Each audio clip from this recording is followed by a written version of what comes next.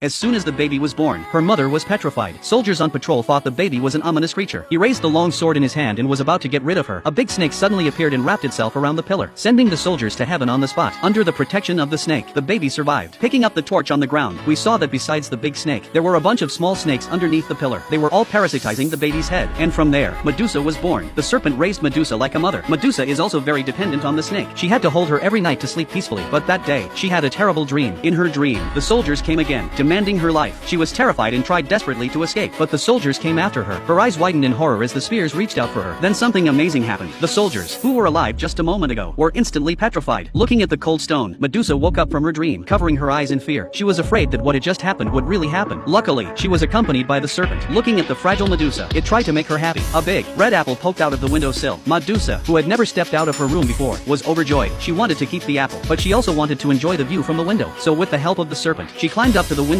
It was the first time she had ever been this high up. With the big apple in her hand, she was overjoyed. Then she turned her head and looked out the window, and watched two fawns coming this way. The warmth of the scene made her look away for a moment. She wanted to give the apple in her hand as a gift to the fawns below. The fawns looked up and saw the falling apple and walked over to the big one. The hunter in the distance but then set his sights on it. With bow and arrows drawn, he was ready to take it down. Medusa stood on the windowsill, watching the hunter in the distance. In her haste, she fell right off the ledge. When the hunter saw this, he stopped what he was doing. The deer, curious, came to Medusa's side. The moment she meets Medusa's eyes, the deer tries to run away in fear, but it was too late.